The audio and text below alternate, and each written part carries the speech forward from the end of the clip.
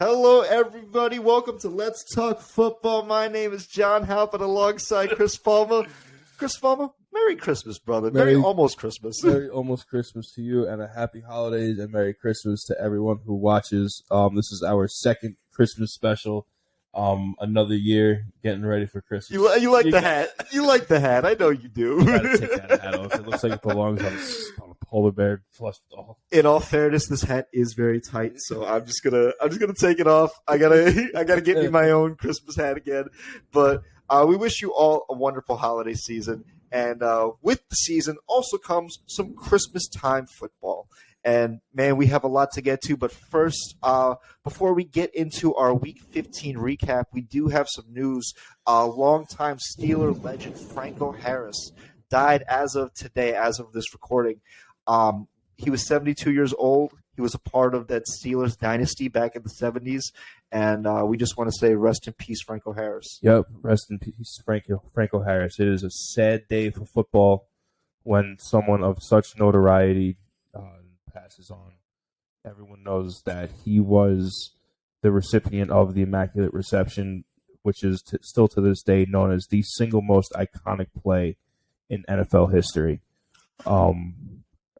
It's fitting that we're playing the Raiders this week on the 50th anniversary of the Immaculate Reception, which happened against the Raiders. We're going to have a lot to talk about for that game, but we just wanted to give our condolences to the Harris family. And again, we'll have a lot to talk about after once we talk about that game, because there's just so many layers to that game. But before we get into that, let's start by doing our Week 15 recap of this past week. And, man, this was a historic week. But first, let's start with the Thursday night game.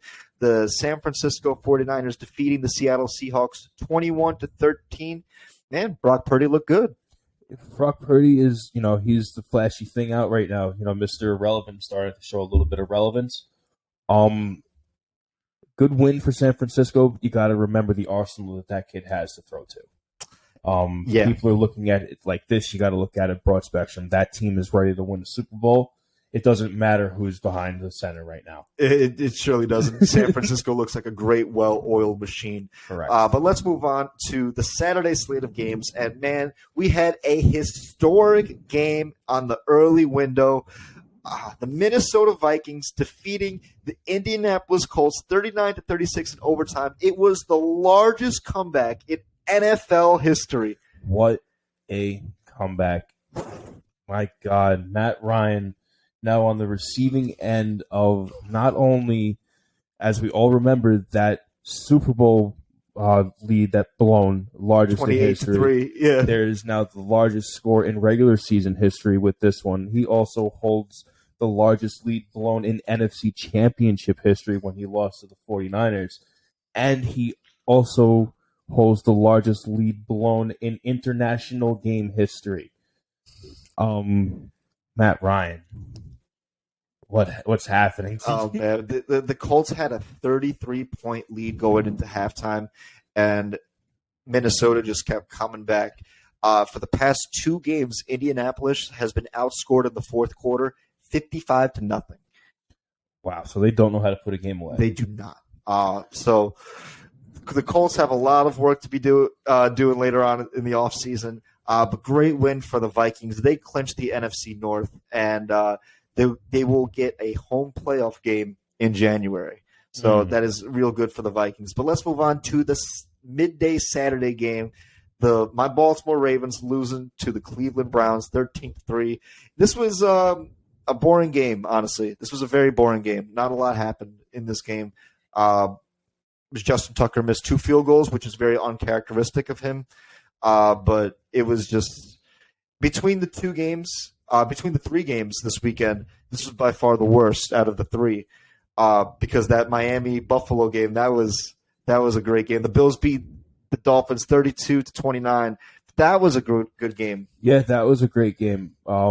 Very fun to watch, but I think the best out of all 3, of course, was that Indy-Minnesota game.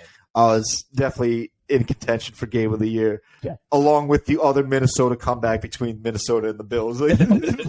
Minnesota's having some great games this year, and hopefully that's indicative towards the playoffs.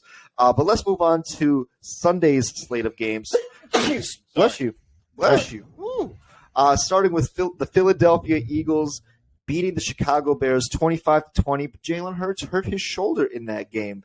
So he might be a game-time decision for this upcoming week against Dallas. Yeah, he's questionable as of right now, sprained shoulder, but got to give my hat off to Chicago, man. They stood up and fought against the Super Bowl favorite. So that was a fun game. So let's move on to the Detroit Lions beating the New York Jets 20-17. I know I haven't wrote 30 there, but it's actually 20-17. It was a lot closer of a game, but great win for the Lions. They started the season 1-6, and now they're 6-1 in their last 7 games. We've been saying it for the entirety of this year. Detroit's got some magic, and they are crazy right now. They are on fire. I think for any team in the NFC, Detroit, out of all teams, is just one of those teams where you do not want to play them. Absolutely not. You don't want to play them. You wouldn't want to play them at all. No, absolutely not. But the Lions do have a long shot to make the playoffs. Again, we'll get more into them as the season goes on. But, hey, they're looking real good. But let's move on to your Pittsburgh Steelers getting the win over Carolina, 24-16. Hey, solid win for the Steelers. Yeah, much needed, very solid win. Keep the momentum rolling. Kenny Pickett's coming back this week. Mitch Trubisky went out there and did what he needed to do, though. So hats off to him. Absolutely. So let's move on to Kansas City getting it done in Houston, 30-24. It was Houston keeping it close. They're a frisky team, but Patrick Mahomes did like an NFL record of 20 consecutive passes against them. He's playing on a whole nother level. Yeah, it's him and Jalen Hurts in that one spectrum of they're just MVP candidates. Yeah. But again, hats off to Houston. You stood there, took your punches, and you punched right back. You weren't scared at the enigma that are Super Bowl contending teams, and it shows. So good fight. Keep it rolling for you too. Absolutely. So let's move on to the Saints getting it done over the Atlanta Falcons, 21-18. This was the Falcons' rookie quarterback Desmond Ridder, his first game of his career. Hey, a 3-point loss to the Saints. That's nothing to slouch about. No, you're a middle-of-the-road team, and you played another middle-of-the-road team. It shouldn't have been too hard to put some points on the board. Rookie jitters. End of the year, not really much matters right now for both teams. So take it with a grain of salt and start again real good next week. Both teams, I believe, have 8 or 9 losses. Theoretically, I believe both teams have 9 or more losses. They could still win their division. That's how bad the NFC South is. They're still technically in the playoff hunt, which is crazy to think about. But let's move on to a team that we've seen on the precipice and is definitely a playoff team, the Jacksonville Jaguars, getting it done over the Dallas Cowboys, 40-34 in overtime with a walk-off pick six. This Jags team, much like that Lions team, I don't think anyone wants to play them in the playoffs. I know for a fact I wouldn't, especially when that offense put up over 500 yards in offense against that Dallas defense. Trevor Lawrence is on an absolute tear. He has found his role. He has found his momentum. He finally found the coach to trust in. He finally has the pieces. I want to see more from Trevor Lawrence now. Mm-hmm. I do too. And hey, that division in the AFC South, that may come down to Week 18 when they play the Titans. So we're going to have plenty of games to talk about come that week. But let's move on to the Arizona Cardinals getting it done over the Denver Broncos, 24-15. Sorry, my mistake. The Broncos getting it done over the Cardinals. A little tongue-tied there. 24-15, but no Russell Wilson. What was it, B.J. Rippin, or I believe his name is, or for the number 4 for the Broncos, their backup quarterback, getting it done. So good on Denver. I saw something actually about this game from Colin Cowherd that the head coach was actually saying that the backup runs the offense better. And now that's got to raise a lot of red flags for Broncos fans. Simply because you spent so much money on Russell Wilson, you have to make that work. Yeah. You have no choice in the matter whether it does or not. You have to make it work. So you got to figure that out, Broncos. Oh, man. So let's move on to the Las Vegas Raiders and the New England Patriots. It was 30-24 Raiders, and the last play of the game, my God. Should we save it for when we talk about the Raiders and Patriots? Yeah, it's going to go down. I'm just going to say this. It's going to go down as one of the dumbest plays to ever happen in professional sports. It was so bad.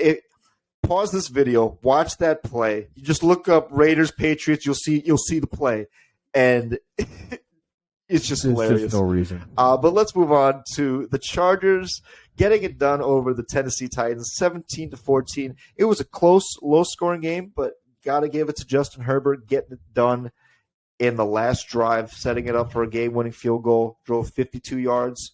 Hey, Justin Herbert, again, another – if the Chargers can make the playoffs, I don't think anyone wants to play them. Yeah, no, they're just another one of those teams where you don't want to see them in the postseason. This game in particular, it was kind of what we expected. It was two hard-nosed, in your mouth, in your face, blue-collar teams going after each other, and they went after it. And, you can't really be mad at what either team did. Yeah. So good on the Chargers for a good solid win, and this brings them closer to the playoffs.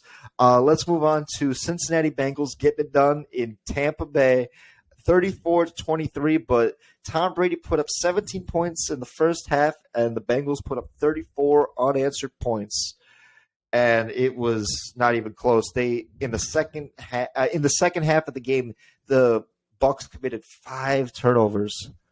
It was ugly. Brady had his best half in the first half and his worst in the second. Whew, what a crazy game this was. Oh, man. That bold prediction is becoming more and more like a realistic thing. Oh, I think you may have already got it because this is the first time Tom Brady has lost 8 games in a season. Yes, but I was looking at his actual statistics. This is actually, as of right now, if the season were to end today, it would be his 4th worst career statistic-wise. So I'm keeping an eye on it. Oh, man, yeah. It's pretty bad. It's really bad. And one of those was his rookie year. Sad part is they're still in the playoff contention. I know. Let's move on to a game that we talked about last week, the Giants and Commanders. And the Giants getting it done 20-12. Hard-fought, low-scoring affair, but we kind of figured that. We figured this was going to be a low-scoring defensive chess match, and it pretty much was. Yeah, you kind of hit this one on the head, said the first one to 20 was probably going to win. Mm-hmm. So hats off to you for calling that one out. This was exactly it. It was a chess match. Yeah. But Giants, they really helped themselves and getting into the playoffs because, hey, that was a crucial win for them. Needed it. Absolutely needed it. Let's move on to the final game of this past week. The Green Bay Packers getting the win over the Los Angeles Rams, 24-12. This was just Aaron Rodgers on Monday Night Primetime versing a bad team. He's like, I'm just gonna win this game and just be the man. So I mean, I wouldn't even consider it being the man. It's just an old vet beating up a really beat up team. A really beat up team, but hey, I got to give a shout out to Christian Watson and Romeo Doubs, yes, the 2 rookie wide receivers for the Packers. They look like they are going to be something special. Christian Watson especially, he looks to be. I like Christian Watson a lot. He looks to be a star on the rise, so keep an eye on him next year for the Packers. But with that being said, that was this past week 15, and this upcoming week is week 16, Christmas weekend. We have so many great games to talk about, but let's start with the Raiders and the Steelers. That's the Saturday night primetime game. But let's start by talking about that final play against the Raiders and Patriots. Palmer, would you like to tell the audience what happened? So, paint a picture for you. It is tied at 24. Game is over. It's going to overtime. It's going to overtime. There's about 3 seconds left in the game before the ball is snapped. It's a handoff. Run it up the field. Running back starts getting tackled. Laterals it to Jacoby Myers. Jacoby Myers catches it. Takes about 4 steps. Gets surrounded. you'd think in a tie game or going to overtime, the logical thing to do would be go down, get touched, go to overtime, continue play. What did this man do? This man stopped, pivoted, jumped, and threw it back to Mac Jones, who has a 6.2 40-yard dash time, thinking that he was going to run past 10 different defenders, only to have Chandler Jones, who is 6'8", the former Patriot, who's 6'8", 280 pounds with a 3-foot vertical, come up and snatch that ball and stiff arm him into the fifth pillar of hell and run it for a walk-off touchdown. So Jacoby Myers took a hand in having Mac Jones be absolutely embarrassed in one full sequence. When literally, first of all, Mac Jones could have just taken a knee. I'm just going to call that one out point blank. He could have just taken a knee and went to overtime. What do you think went on in Bill Belichick's mind? He's probably just thinking, what the fuck are you guys doing? Because that was not the design of the play. There's no way. That's not, because in the NFL, every play is pretty much called by someone. An offensive coordinator, a defensive coordinator, or a head coach. They tell the players what play they are running. And now, the coach typically just says pass or run, and the coordinator will specify which one for the team. Mm-hmm. But he'll say pass, run, knee, something like that. And he was like in theory, what Bill Belichick wanted to do was just run the ball wherever you're down. It's overtime. That's it. We're just gonna play for overtime. See what happens there. Yeah. Then someone slammed the panic button. And it was Ramondre Stevenson of the Patriots who had the ball, and then lateraled it to Jacoby Myers, and Myers threw it. It got a lateral interception by Chandler Jones, and sometimes it just takes two rogue plays that it just happens in the game. 2 moments, and that's it, and it decides the whole game. Well, that's a walk-off. Again, you're tied. There's no reason to even snap that ball. Yeah, you don't even run that ball. You don't even run that play. You hear that. There's, again, as a quarterback, you have a microphone in your helmet. You hear that play come in. You say, fuck that. We're going to overtime.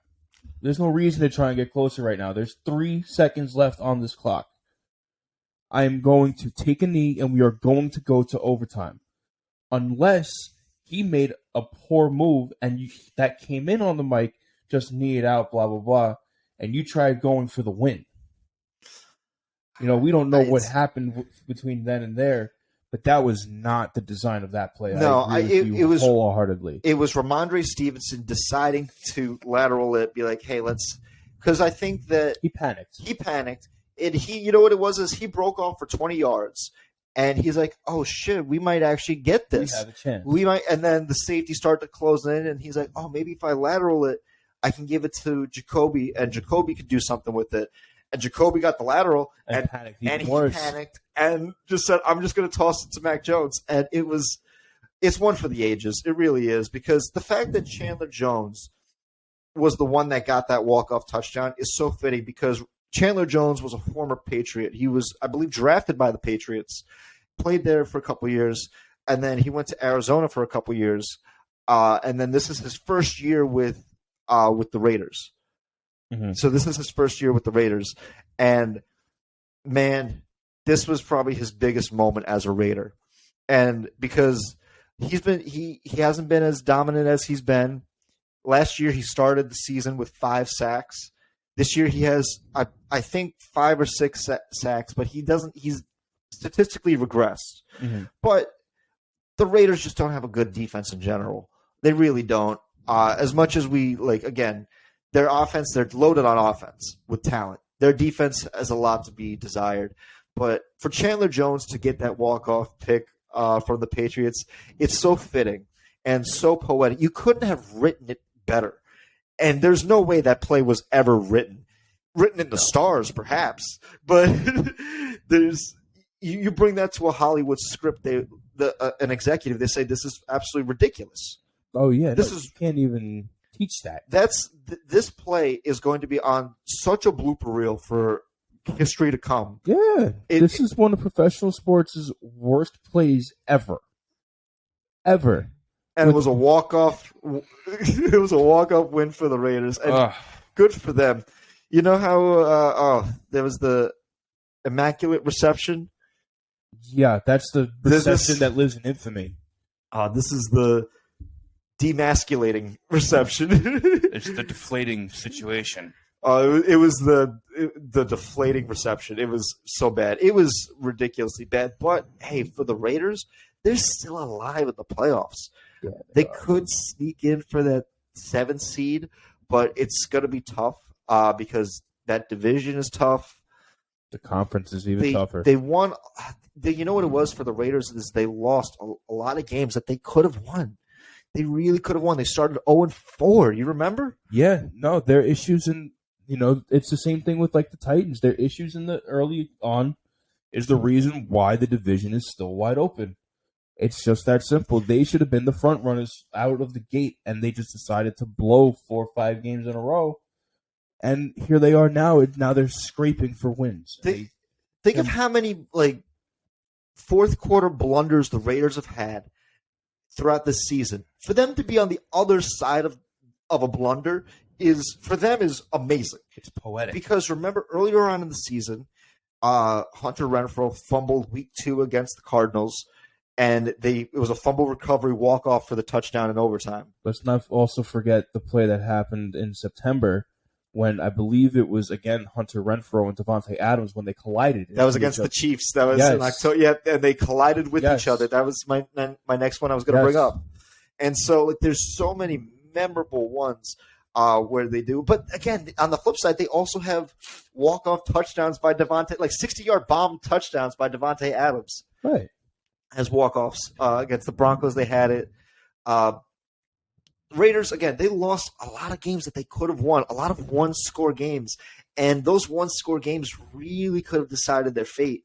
But it's going to be so different from the outside looking in, trying to make it to the playoffs, because even the Steelers, they have just as good of a chance to make a playoff push just as the Raiders. I think whoever loses this game, they're basically eliminated, right? I think because then one of them would have 9 losses. Because Steelers are 6-8. We're 6-8, and so are the Raiders. They're 6-8. Yeah, is 9 losses an elimination right now? I would say so, because at that point the best you can be is 8-9, and there's so many teams right now in the playoffs that Buffalo has 11 wins, the Chiefs have 11 wins, Bengals have 10 wins, Ravens have 9. Chargers are getting hot. Right. Miami's still hot. Miami has they have 7 or 8 they have wins. 8 wins. So you need at least 8 wins right now to be considered in. Yeah. So this is a win and you're still alive. You lose, not so much. You're out. So now emotions are running high for both sides. But now let's flip it over to the Steelers right now. You just had an all-time loss to your franchise. In Franco Harris, you're talking about. Harris, yes. This is almost like last year with the Raiders when John Madden died. Massive loss for that franchise. The impact that they made on the sport, on the franchise, on the city, it's almost one and the same. Mm-hmm. And the Raiders came out last year, and they absolutely tore the roof off for John Madden, the game after he passed. I see nothing but the same coming from Pittsburgh this week. There is going to be a fire underneath this team that has been missing all year. Mm-hmm. Emotion. It's going to be up to Mike Tomlin to get these guys ready to use that emotion versus get lost in it. This game is, again, it's win, and you're still statistically in the playoffs. Mm-hmm. It's a win-out situation now for Pittsburgh and Vegas alike. You have to win. Some other teams have to lose for you to make a wild card spot. It's going to be tough. I think last week I saw the Steelers had a 7% chance to make the playoffs. So You're telling me there's a chance. But the odds are not in our favor. No. And that's okay to me. We've shown a lot of progress this year. That's what I was looking for when it comes to being a Steelers fan, looking at this team, was show me something. Show me something that I can work with for next year. This is fine. I'm okay with this. Even if we lose, even if Mike Tomlin loses that precious little fucking record that he doesn't even care about having consecutive never having a losing season. Correct. If he gets his first one this year with a rookie quarterback, no offensive line, 2 running backs that are still young, TJ Watt having torn his pectoral, with the odds stacked against him again, we have a top 10 hardest schedule, 8th season in a row, not having a home game.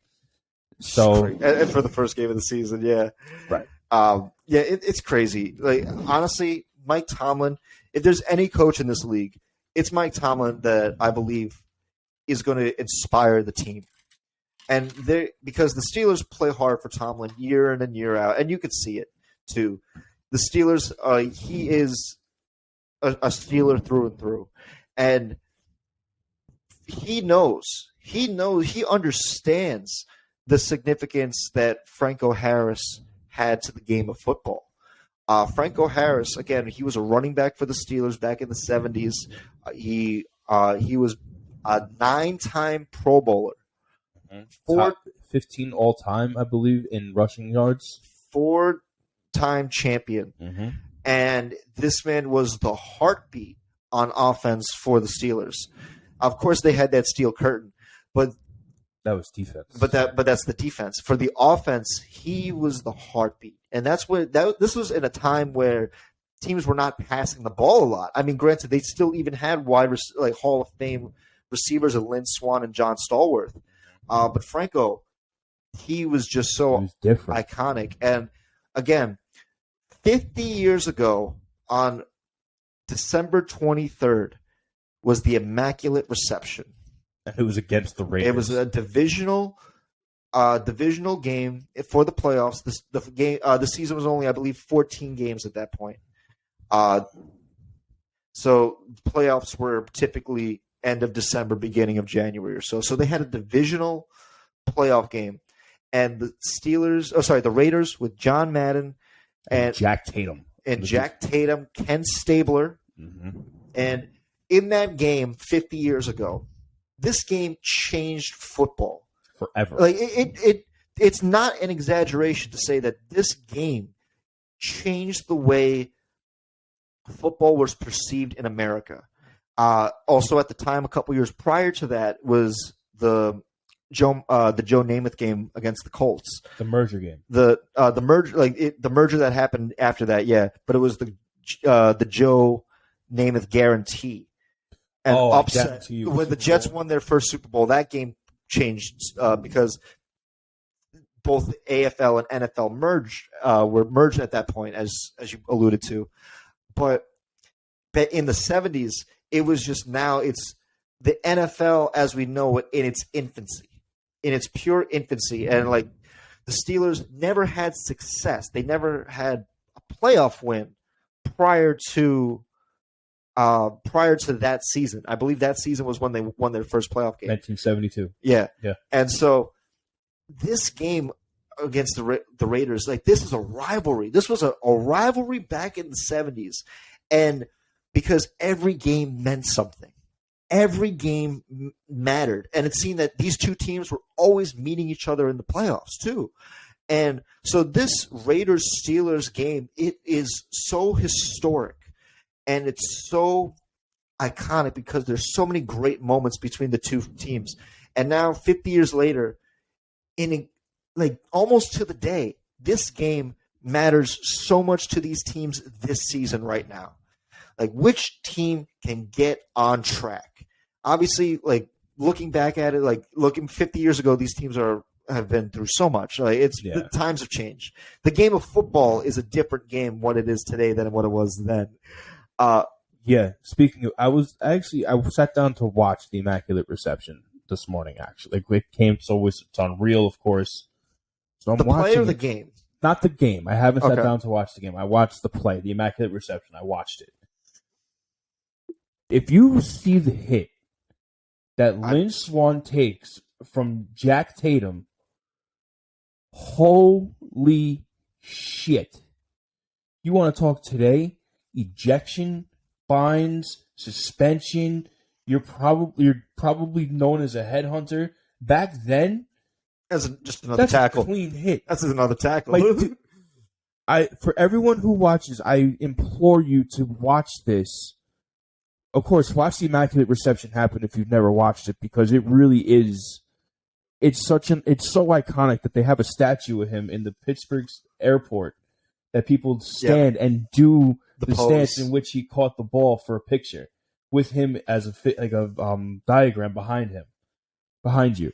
Yeah, But you watch that hit from Jack Tatum, and everyone always knows that Jack Tatum was a beast on defense. An animal. He was an absolute machine. He ripped Lynn Swann's head off and threw him about 12 yards. And that ball bounced off of his helmet and landed in Franco Harris's hands. Mm-hmm. Yeah, this game is a very important game for both teams. And I think the Immaculate Reception shows that game, all it takes is one game to just change how a team perceives itself. Yes. And that's all it takes, because when the Steelers won that game, they lost the following week in the conference finals, but they won four Super Bowls within the following years that happened. Mm-hmm. Sometimes when a team just wins and has a good win, it's like, yeah, we can do special things. I think that's really important for teams. And much like this game on Saturday, I think if either team wins this, they'll buy into themselves, and they'll really start to see themselves like, no, we have the makings of a good team. We just have to keep winning games. Yeah, and it starts here because, again, this is win to keep your playoff hopes alive on both sides. So, again, emotions are running high. It's going to be who is the more disciplined team this week, going through everything. The Steelers have a lot of shit to tread through this week. Mm-hmm. With losing of Franco Harris, with bringing in Kenny Pickett. He's had 2 concussions this year. That could really start being a problem. Yeah. We got to get that offensive line in order. And again, the Raiders' pass rush is nothing to pat your head at with Max Crosby, man. He's crazy. Max Crosby, phenomenal player for the Raiders, and Chandler Jones, another phenomenal player as well. And again, it's just so fitting that he got that walk-off against the Patriots. But I was going to say, is there any final thoughts you have on this game before we do start talking about the Patriots and and the Bengals? Just, again, condolences to the Harris family. Franco Harris, rest in peace. You will forever live in the hearts of the NFL community. Absolutely. So let's move on to the Patriots and the Bengals, because again, we talked a lot about the Patriots last segment because of just that one play, and again, much like the Immaculate Reception, that game where again it just takes one game for a team to buy into themselves. I think the inverse can be true as well. It takes one game for a team to really lose themselves. And I think this loss to the Raiders, they just really lost themselves. Like, wow, we really lost that way. Yeah, I can't help but agree. They definitely completely deflated themselves by doing that. But again, when it comes to discipline, Bill Belichick is the most disciplined sequence coach of all time. So when it comes to reeling players back, he knows how to do it. The Kraft family knows what to do. But as for this game, if you don't reel it in and you go in there with the mindset of what are we going to do, you're going to get absolutely put on your back and stomped on. all game because the Bengals are a well-oiled machine coming in to win the Super Bowl right now. Yeah. They're ready. Yeah. They are ready to win, and there's only a couple teams that can really stand in their way, and the Patriots are not one of them. The Patriots, I think that loss, again, was so deflating. Now you have a white-hot Bengals team that's coming into Foxborough, and they can score points no matter with who. At will. I think Burrows is a smart enough quarterback to see what Bill Belichick will put in front of him. And it's like, okay, if you take away one or two players, it's like, go ahead. You take away Jamar Chase, you still have T. Higgins and Tyler Boyd. Oh, by the way, I think I wrote it down. Higgins has 894 yards. Jamar has 881 yards in 4 less games, mind you, too, because he missed some time. And Tyler Boyd has 690 yards. So dispersing the ball is not an issue in Cincy. No, Cincinnati, it's like you take away Jamar, you still have Higgins and Boyd. Oh, and don't forget, if you take away all three, you still have Joe Mixon and Samaje Perine in the backfield. Disgusting. So the Bengals on offense are absolutely loaded. And also their defense, too, I believe is ranked number 10. I think I have it. Do I have it written down? Yeah, Cincinnati has the number 10 scoring defense in the league right now. And that's... Was that Bates the third on their defense? Yeah, Jesse Bates the third. Bates the third. I thought it... I heard somewhere maybe his name was Julian or something like that. Who's If I've been Jesse? calling you something wrong, Jesse But Bates, Bates I'm the sorry. third. But Bates. Cincinnati Bates. Oh, wait, that's also our Bates as well. But nevertheless, Not yet. They didn't clinch their division. Bengals didn't clinch the division. well, no, that's going to come week 18. So, but nevertheless, the Patriots have the 7th ranked defense. And again, if Patriots are 7-7, the Bengals are 10-4. So, man, it's. I think this game, again, it's another chess match between two very smart, well-driven teams. But offensively, for the Patriots, they just don't have enough offensive talent to compete and put up points like the Bengals can. Absolutely not. They absolutely cannot match for points, speed, or any type of, or anything really. Yeah, and they're a balanced team where they can run it too. So it's like no matter what Bill Belichick throws in front of them, they can run the ball, they can throw the ball, and I think that it makes it so much harder to scheme up defense that way. And Bengals had the momentum. I think this game in particular, we're going to see a healthy dose of Joe Mixon. I think this game is going to be a more run-oriented game for the Bengals because what teams and Belichick likes to do, it's like, look, if you're going to pass, we're going to play a very intricate cover zone player, like cover 6 zone, essentially. They nickel formations, a lot of putting people in the backfield and disrupting wide receivers. Right. The way to stop that is by running the ball. Because they're only going to be rushing with 4 guys, so you have your offensive line just create running lanes. And I think this game, again, we're going to see a lot of Joe Mixon this week. Higgins and Chase, they'll get theirs, but it's crazy to think that the top 3 wide receivers for the Bengals, the 3rd place wide receiver still has more yards than Jacoby Myers, their New England's number 1 receiver. Number 1 for now because he's not going to be a Patriot next year. Well, he's not going to be a Patriot next year after last week. But if the Patriots have any chance to make the playoffs, they have to win this game, don't they not? Of course they have to win this game. But again, we've been saying it to nauseum all year that every game is a must-win game in the AFC. Mm-hmm. But the talent gap is too far. Yeah, the defenses are ranked very close, but the Bengals average 30-plus points a game. I think they average 28 or so, but they're still, again, they're going to put points on the board. The Patriots average under 20 a game. Exactly. So you're going up against a 30-point team, and that's what it takes to be a Super Bowl team. You got to be able to put 30 points on the board. You got to be able to put 30 up. You got to have the capability to put That's 30 what I up. Yeah. You got to have the ability to put 30 points on the board at any given game. Mm-hmm. Not saying that you will based on the defense that you're playing, but you have to have that in your pocket. Absolutely. Sometimes you have to be able to put 40 up, because sometimes it just isn't enough. Yeah. And we've seen it too, where, again, so long as Joe Burrow's still on the field, the Bengals always have a shot to win.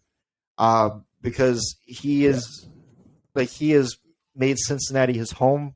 He is a Bengal through and through, and he can the dynamic of the Bengals. And the Bengals, and again, I hate the Bengals, but I'm being objective here. The Bengals can go toe to toe with Kansas City and win. They will not flinch. They beat Kansas City 3 times in this year alone. Mm-hmm. That's crazy to think about. They could do it for a 4th time. They could do it for a 4th time. And it's going to be, oh, man, no one wants to play the Bengals in this year. No. Regular season, postseason, whatever, it doesn't matter. The Bengals are not who you want on your schedule. But if the Patriots do not win this game, again, they might just be eliminated. How many losses do they have? They have 7.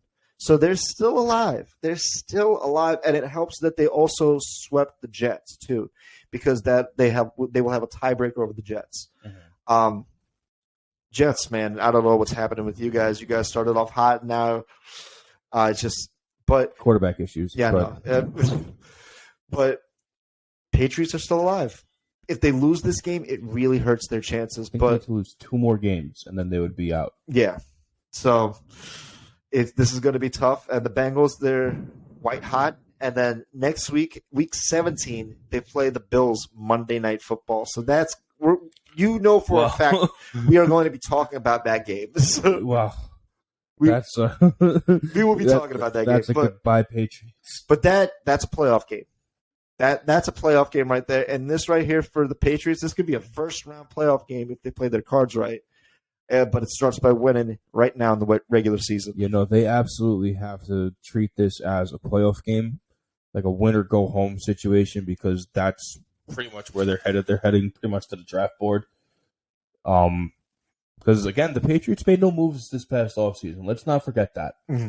They made no freaking moves in the drafts. They got, they got shitty fucking offensive linemen that don't help. They got a piece in the secondary that hasn't played a snap. He's just chilling over in the farm team. So it's like, you guys made no moves. So you expect to do nothing after you have no pieces. And Cincinnati made every move they needed.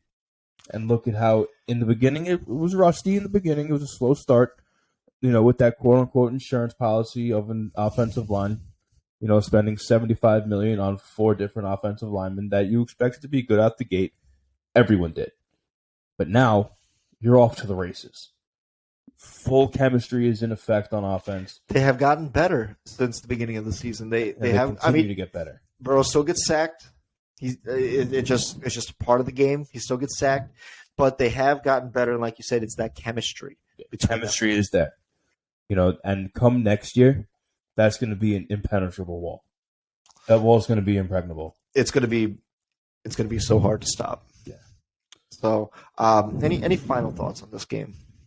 It's going to be scary on one side of the ball. It's going to be a fierce game, and this game is, again, playoff game in the regular season. It has to be. But let's move on to the Eagles and Cowboys, an NFC matchup that we're dying to talk about, but not for the reasons that we thought. We thought come this week, this would be for the division and all that. But man, this honestly, this game does not feel like a playoff game, but it feels like the second round to a 3-round fight. Yeah, it does. Because fucking bare knuckle fight. All for context. Again, the Eagles quarterback Jalen Hurts got hurt against the Bears last week, so he is not expected to start on this game on Saturday. It's still possible for him to join, but it's going to be, if he's not 100%, the Eagles are not going to play him. Right. So that means Gardner Minshew, their backup quarterback, would have to play this game. Now, for the Cowboys, that loss to the Jags was crucial because it kind of took them out of their divisional place. So it almost guarantees them a wild card spot. Even if they beat Philly just has to win one more game and they clinch their division. Right. So the Cowboys are still in it they could still win their division and have a home playoff game, but they would need to win out and the Eagles would need to lose out. Very improbable. And it's very unlikely for that to happen, especially when the Eagles play they play the Cowboys this week, they play the Saints, and then they play the Giants. So yeah, no, not likely. It is very unlikely. The Giants. Yeah. I was thinking Commanders, but they played Commanders both times already. But man, it looks like the NFC is going to have to go through Philly. But honestly, I could see this as the NFC title game. I really can, because I don't know about that. Well, think about it like this: Eagles are probably going to be first seed, right? Right. So they will get that first round bye. So the Cowboys are probably going to be the fifth seed, right? Okay. So in theory, if the playoffs were to end today, they would be playing the Buccaneers. Cowboys can beat the Buccaneers. No? On paper they can. They can. I mean, they lost Cowboys, week one, but they're a different team than they were. But the Cowboys are notorious for losing their first playoff game always. Well, Dak has won one playoff game so far. I think if Dallas were to make it as a wild card and go play the Bucs, that's a winnable game. It's a winnable game. That's a winnable game. You move to the divisional round at that point. It would depend on how all the other matchups played out. But in theory, if you win that game, you could still go to Philly in the divisional round. And that's where the season is. That round where the Eagles are fully healthy and it's win or go home. That's going to be such a game. And I think that being now for this Saturday, the Eagles are not 100% healthy. It's going to be not the game we really want to see, but it's still going to have importance for the playoffs going forward. You see, I respect that when it comes to the Cowboys having the ability to beat the Buccaneers in the postseason. But it's that little thing where Dak Prescott only has one playoff win, and Tom Brady has 20 years worth of playoff wins under his belt. Yeah, but look at the teams. I understand the teams. Mm-hmm. Jacksonville just put 40 up against that team. Yeah. Okay? Yeah. So the Cowboys are still going to blow it at some point. It doesn't take much to blow out the Cowboys. Nothing against Jacksonville. They are still a developing team. So they're on an upward spike, and the Bucs are on a downward spike. But they're more so on the same level playing ground talent-wise when it comes to offensive scoring capability, defensive stoppage, the whole nine like that. Mm-hmm. And, of course, you have Tom Brady being the Hall of Fame quarterback that he is, who we all know is a different animal in the postseason. Mm-hmm. If he makes the postseason, he's going to beat you up. He's definitely going to have his, but, man, the team just not – it's not the same team as it was even last year to think about. No, and because I completely agree with that. You look at even the Cowboys and Eagles right now; they are not the same team either. But they have a great formula to win. When the Cowboys are clicking on all cylinders, they are a scary team. They are a really scary team. They can put up 50 points on teams if they're just rolling. And so can the Eagles. Mm-hmm. And I think, again, if Jalen Hurts is to play this game, it's going to be a completely different game. It's going to be a wild game, a playoff caliber game. But if Gardner Minshew were to start, you would expect the Cowboys to win, no? Again, it's up in the air because of just how valuable Jalen Hurts is playing. Again, Jalen Hurts is, without a doubt, to me, he's MVP.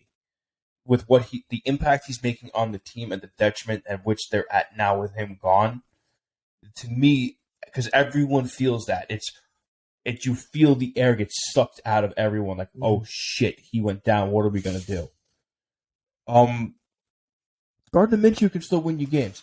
Granted, he has a negative record. He's 8-14 as a starter. Mm-hmm. Not that good, but he can do what he needs to for a week and win you a game.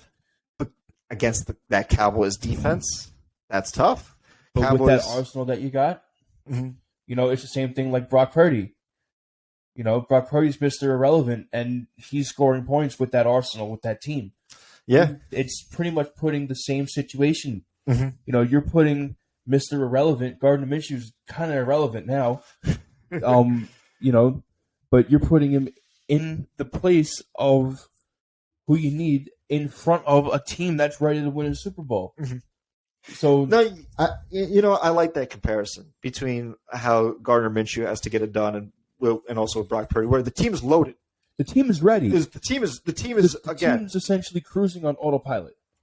So now it's just go out and steer it in the right direction. Don't lose us the game. Correct. We will win this game so long as you don't lose it for us. Do not shoot us in the foot. It's that simple. Yeah.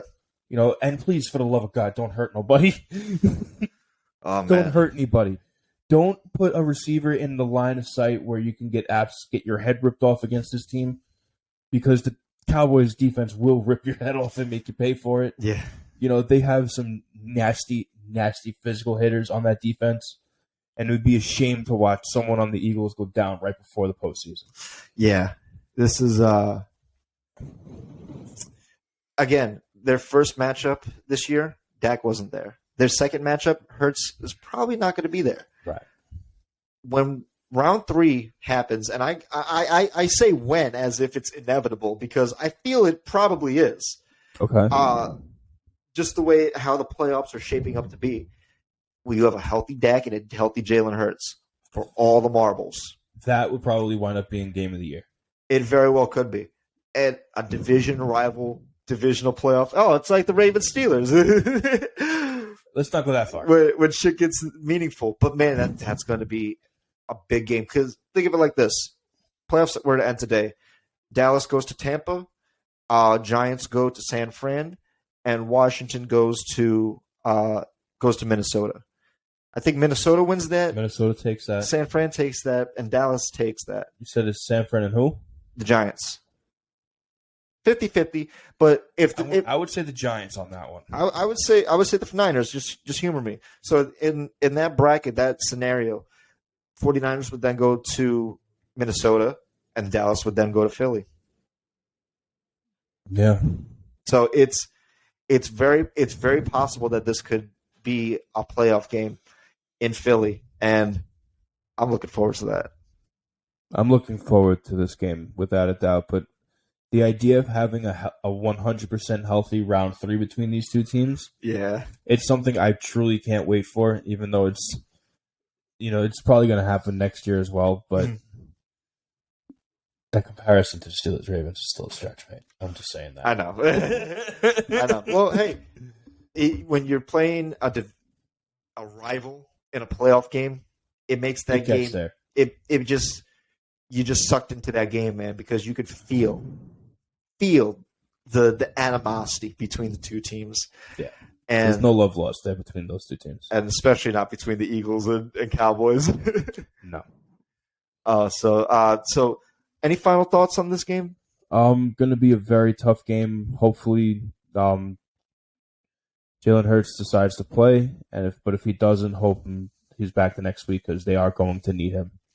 Oh, yeah. They are definitely going to need him. But let's move on to another crucial matchup in the NFC, and that is the Vikings and the Giants I believe it's in Minnesota, if I'm not mistaken.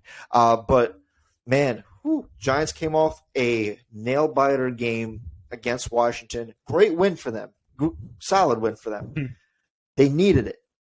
But Minnesota had an absolute historic game, and they are riding high on momentum so big. Like, look, we came down from 33 at half. We won that game. We beat the Buffalo Bills and came back and beat them. Minnesota has probably the 2 best games of the year so far. 2 of the best comebacks for sure. And at this point in time, they must really believe in themselves. Again, teams buying into themselves. We can do this. We can absolutely do this. And I think that with the Vikings, they had that mentality where it's like, look, we can do it. Any team that's presented in front of us, we can win that game. And the Giants, I mean, it's going to be a hard-fought game because the Giants, both teams have a lot to play for. Mm-hmm. Both teams have something to play for and something to prove. If the Giants win this game and they beat a powerhouse in the NFC, that's huge. That is huge. That is enormous. And to back off your point when it comes to buying into yourselves, years ago when the Vikings bought into Kirk Cousins and they held true to this man. They held on to this man. They said there's something there and he's going to bring us places. Look at what he's doing right now. This man is playing out of his fucking mind. Justin Jefferson is the best receiver in the league. Oh, by far. And it's not close.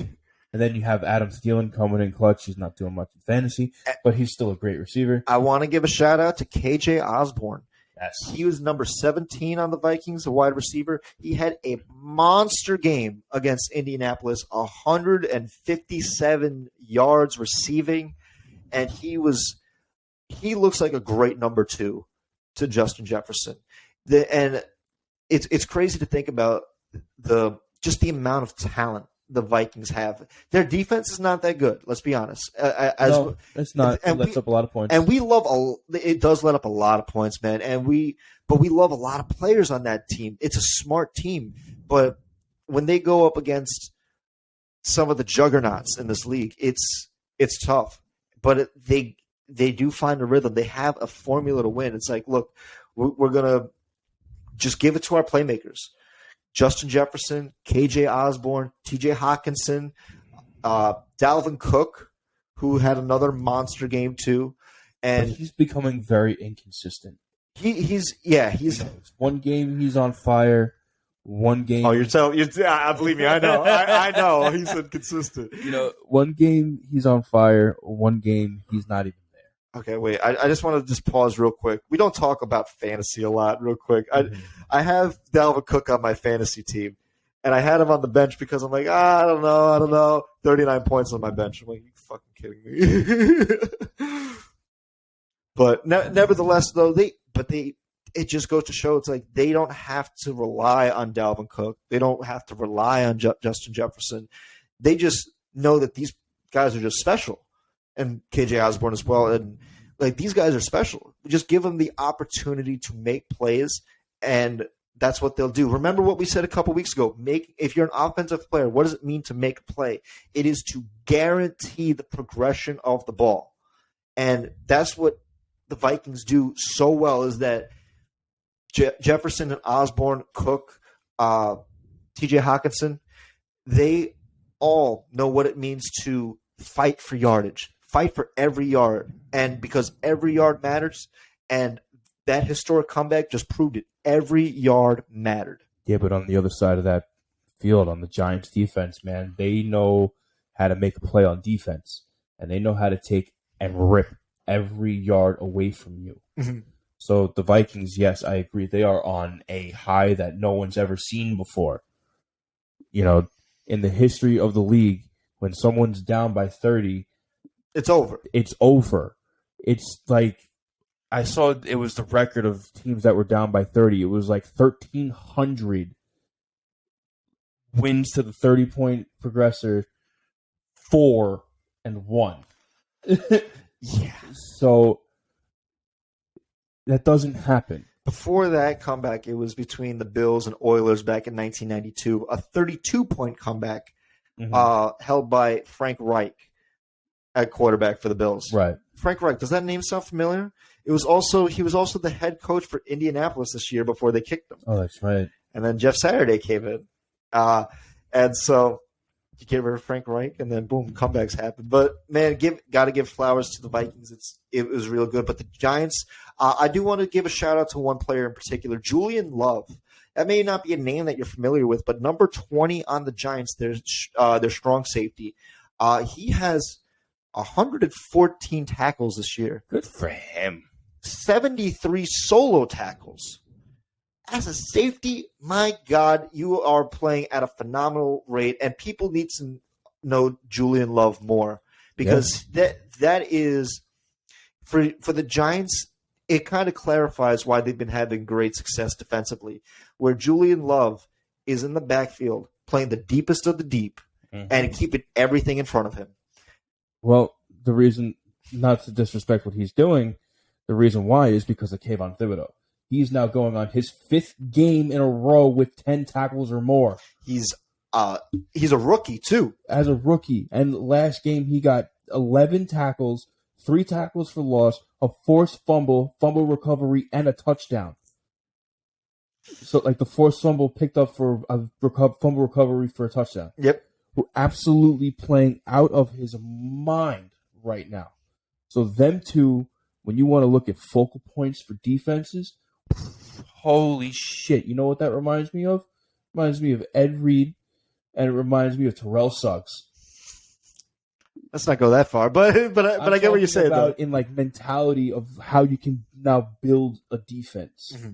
You know, they need another linebacker. Oh, Brian Dawkins and was it Brandon Graham? Nope, it was. I know what you're talking about. That combo of being able to rush the passer and then have a ball hawk safety in the backfield. Who was it? It was a defensive end on the Eagles. With Trent Cole. There it is. Trent Cole. Yes. Yep. Yes. It took a minute, but It took a minute, but there it is. Absolutely. And so, hey, teams have shown it's like, look, if you have the stars in the right places, you're going to be a great team. And those are great places to have stars. The Giants are they're not there yet where they need to be, but this is a good indicator where it's like, hey, look, we know the stars on our team. It's Saquon. It's Julian Love. It's Kayvon Thibodeau. These are the players that are going to lead us to victory. They do need a quarterback. I mean, I will say this. I wrote down Daniel Jones' stats. He's not playing bad. He's got 2,600 yards, 12 touchdowns, 4 interceptions, pretty good ratio. And he's also got, 583 rushing yards and 5 touchdowns. So he's got just about 3,100 scrimmage yards combined, as well as 17 touchdowns to 17 total touchdowns to 4 interceptions. That's pretty good. And if this is his best, and by far his best season, it's like you still could do a little bit better. Well, yeah, we kind of said that this year was going to be like a resume year for him. You know, I've been saying it since last year. He's not the guy for the Giants, and I agree with you. Yeah, he's not. He will find where he's going to go. He'll make a good backup. You know, he could even make a starter somewhere where it's needed. You know, throw him in Houston. You know, let him start. Let him start in Houston. Let's see what happens there. Put him.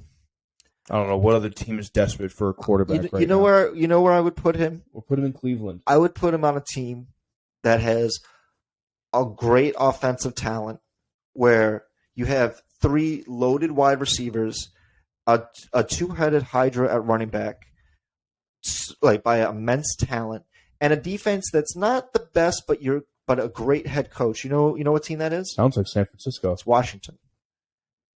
Yeah, but no, they bought into Heineke. They bought into Heineke for now. Heineke's playing great. He's playing great. He is playing good, but that game against the Giants that did leave a bit sour taste in their mouth, especially how it ended too. I think if Washington can make the playoffs, they'll probably stick with Heineke. If they don't, I think they might be looking to find another quarterback. I can see that, but I don't see the Giants giving a division rival a quarterback. Well, if he's going to hit the open market. Oh, that's right. He's a free agent this year. So okay. That's why I could honestly see this being a franchise tag year for Daniel Jones too, because he is still cheap enough. He's not going to, $95 million for Daniel Jones for 1 year. That's not bad. You let him make another resume year. Maybe he'll give you a wild card run, and then you look at a replacement. I will say, who's actually the player that I would think that would do really well in New York? Jimmy G. I think Jimmy G would be good because he's going to hit the open market this offseason. Can you rely on him, though, having only one healthy year? Maybe you keep Daniel Jones as the backup, but put Put in Jimmy G. At that point, you're better off just drafting a quarterback. Yeah, but I agree with you. Because then you bring yeah. on 2 expensive contracts. You franchise tag for $95 million, and then you pick up a Jimmy G contract. That's expensive. They do have the cap room. Yeah, but you also have to look at the other holes you have on your team. Exactly. You're better, at that point, you're just better off drafting a quarterback and starting new. Yeah, and I think, honestly, that's what Brian Daboll wants. And honestly, the Giants should do that. Because I think if you ask any Giants fan, they can agree that Daniel Jones is not the guy. No. And now I just want to clarify. When we say the guy, that's shorthand in the community that is the NFL. It's shorthand for a franchise quarterback, a guy where he is an absolute star, the star of your team, and is going to be the reason you win games. Or even just the guy that you can instill your trust in, that you won't lose us games. Yeah. At this point in time, Daniel Jones, you can't trust that he won't lose you the game. And that, for a while, that was kind of rampant around the league, where it was like a lot of quarterbacks you had a lot of questions about. For some reason, people had it about Jalen Hurts. I don't know why. Even the Eagles had it about him, that maybe this guy can't carry us. Tua, maybe this guy can't carry us. Joe Burrow, maybe he can't carry us. And then what happens when teams invest in their quarterback? When you buy into your player that you want to be your franchise guy, he will become your franchise guy. Daniel Jones would never fit in the Giants. They force-fed it. It did not work. It probably because it started with that. Wasn't he on the team when the coach put Eli out for one play right before he was about to get some type of franchise record for the Giants for most consecutive starts? No. So Eli was starting, and he had his Iron Man streak going. Mm-hmm. And it was Ben McAdoo, the coach. The coach. He put in Geno Smith. Oh, that's right. Okay. For one play. No, not for a play. To start one game. And they ultimately lost that game. But that was the game that broke his Iron Man streak. Okay. So not for a play, but for a game, essentially. Okay. But lo and behold, look at a team like, you take Seattle. They invested in Geno Smith this year. Look at how successful he's been. Look at him now. He's arguably comeback player of the year. Yeah, and I think this is gonna. I want to take this opportunity to segue into the Seahawks. Chiefs, right. So the Seahawks do play the Chiefs this weekend, and if the Seahawks have any chance to make the playoffs, they have to win this game. But man, that's a tall order, because the Chiefs are lithium hot. Patrick Mahomes. I know you said Jalen Hurts is your MVP. Mahomes is my MVP, man. I respect it.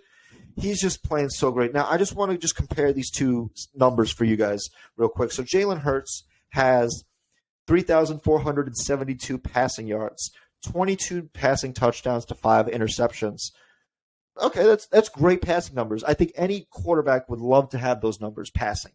But you also add on Jalen Hurts' rushing yards. He's got 747 rushing yards and 13 rushing touchdowns. So think about this. He's got over 4,000 scrimmage yards.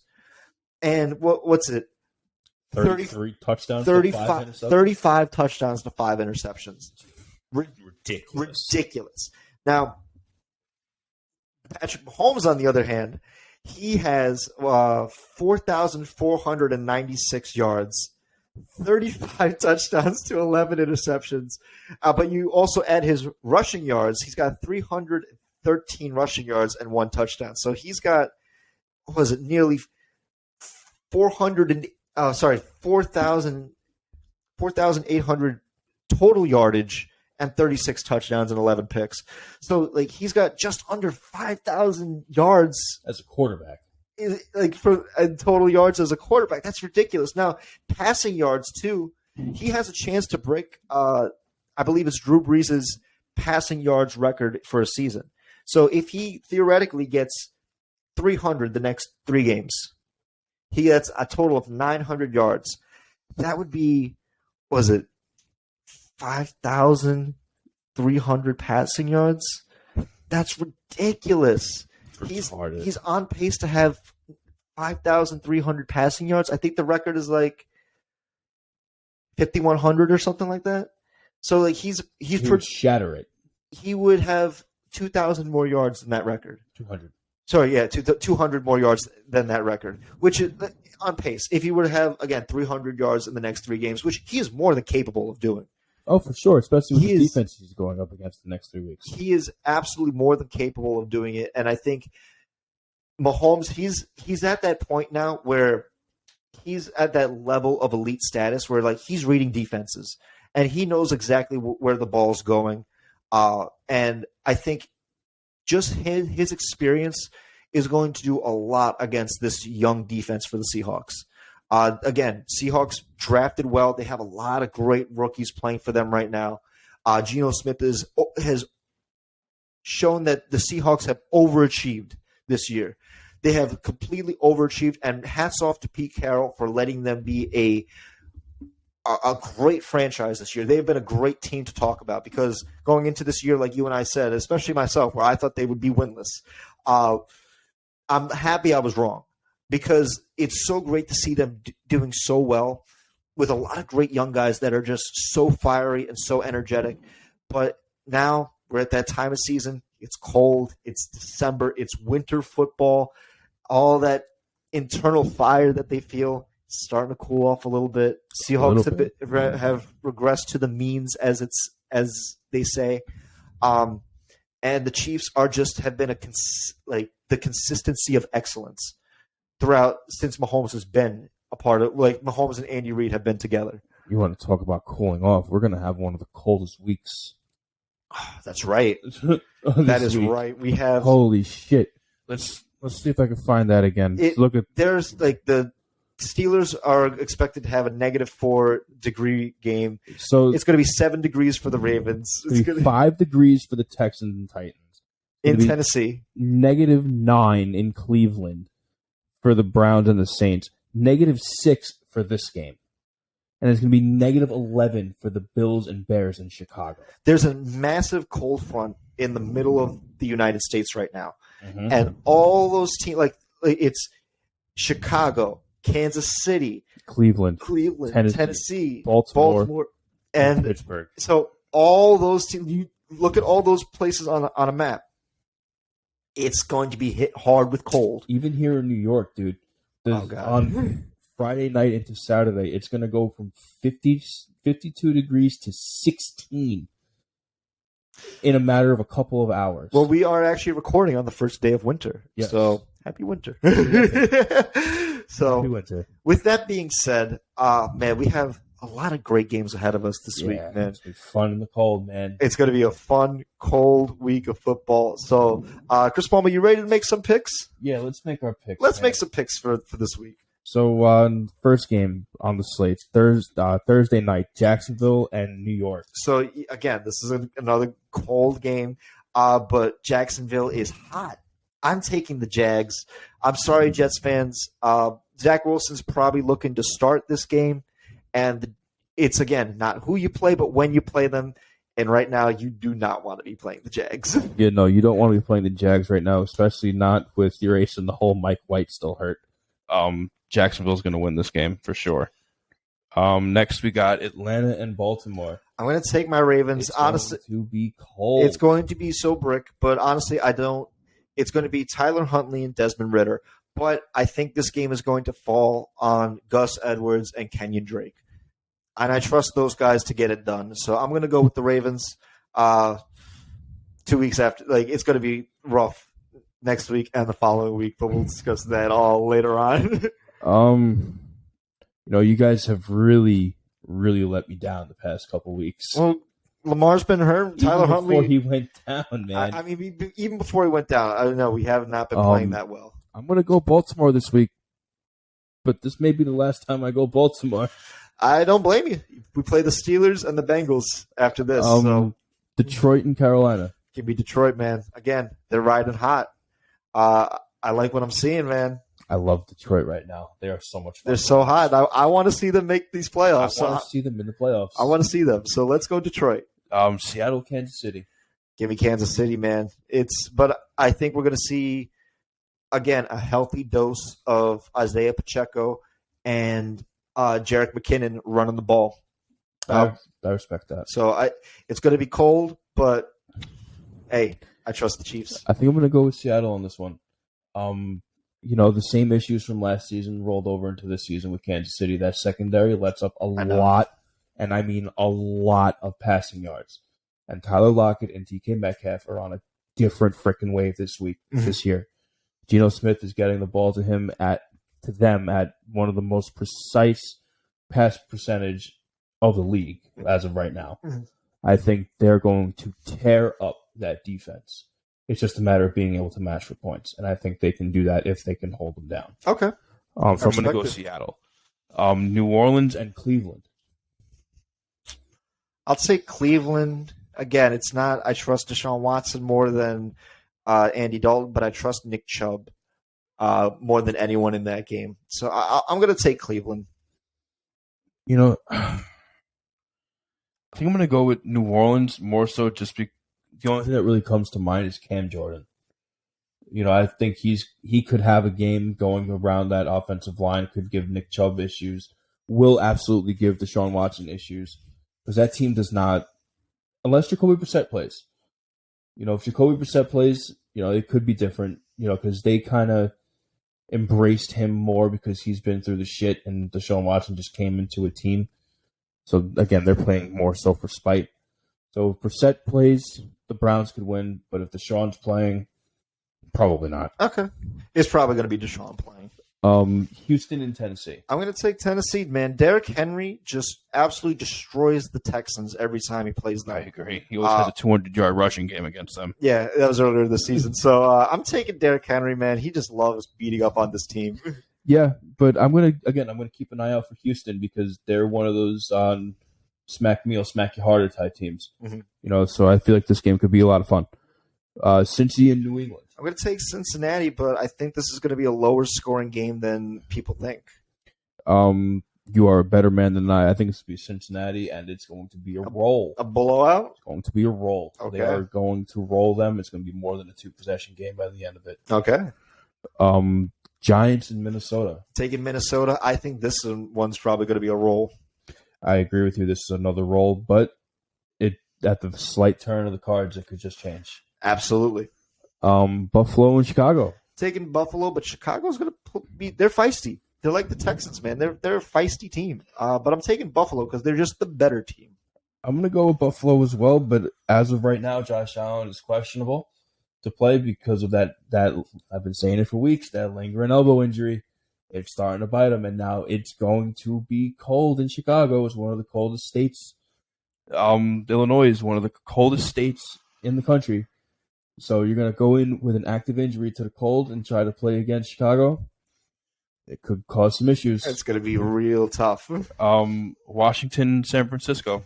I'm going to take San Fran. Not Brock Purdy, but that team is just loaded, and that number one defense, it looks great. So I'm taking San Fran. Yeah, I'm going to go with San Fran. They're just the better team, even with Brock Purdy. Again, they're just don't lose us the game. Right. They're an autopilot for the NFC Championship. It's just the way it is. Philly and Dallas. I don't know. I think that's going to be the NFC title game, or it could be the divisional game. But I'm taking Dallas because at this point of recording, Gardner Minshew is still expected to start, and I think Gardner Minshew starts, I think Dallas has a better shot to win. So I'm taking Dallas on this.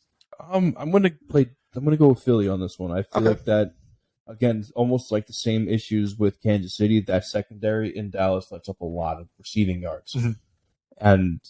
And Philly, their arsenal is stacked. A.J. Brown revived his career. Dallas Goedert, unbelievable. Devonta Smith, absolutely out of his mind. Yep. And Gardner Minshew, he's good. I will say he's good enough to win you a football game. Yeah, he is. He's also good enough to not lose you a football game. It's again, but I think this is going to be round 2 of 3. I would like to see round 3. I would like to see round 3, but that's up to Dallas being able to get over the hump of winning a playoff game. Don't choke on the chicken bone. Vegas and Pittsburgh. Who are you going with? I'm going to go with the Steelers. I think that they're riding high. and they're going to play inspired for Mike Tomlin and Franco Harris. Yeah, I'm going to go with Pittsburgh as well. Again, emotions are going to be running so high. This game is going to be 100% for the Rooney family, for the Harris family, for the entire franchise of the Steelers. This is not just us going out and playing. This is going to be a heavy game. Yeah. One way or another, it's going to be heavy. Yeah. Green Bay and Miami, moving on to the Sunday games. This is Christmas Day. So all the games except for that Jags game is all going to be on this Saturday. So we have 3 games on Sunday. This is the first early window on Christmas Day. And I'm taking Miami to get a very Merry Christmas. Yes, they are going to play Christmas spoiler in Green Bay. Miami's absolutely going to win this. Yep. Denver and the Rams. I think when people made the schedule, they thought this game was going to be a lot better than what it is. But this game, networking fumbled. This game is going to be an ugly game. I don't know, man. You know what? I will take the Rams. Okay. I'm going to take the Rams. I don't know why. I just am. Listen, I'm in the same boat with you, but I'm going to take Denver. Okay. I don't know why I'm taking Denver, but something tells me that maybe they have a sliver of something better than the Rams this year. Yeah. There's not much good coming out of either team. Tampa and Carolina, again, the same boat. Man, this is ugly. This is going to be an ugly one. Wait, can I see that real quick? Yeah. Because it's a mistake. Actually, it's actually Tampa and Arizona. Because Carolina is playing Detroit. Oh, there it is. So it was a little bit of a mistake on my part, might be, but it's Tampa and Arizona for that Sunday night. I'm taking Tampa. I just don't think Arizona. They're just too hurt, and it's going to be a rough go around for them. Yeah, Arizona is rough. I saw something today. It was not Colt McCoy. The other backup quarterback. I don't know who that backup is. I don't know the backup to Colt McCoy. Oh, my God. What was his name? McSorley? Oh, yes. The former Ravens quarterback. Yep, Trace McSorley. Trace McSorley is set to start. Oh, God. So I'm going to give this one. Tampa. I'm going to give this one to Tampa. And the final game Monday night, the Chargers and the Colts. Nick Foles is starting for Indy. Is he really? Yes, he is. Matt Ryan is officially a backup quarterback. So is Nick Foles, too. That's the sad part. Oh, my God.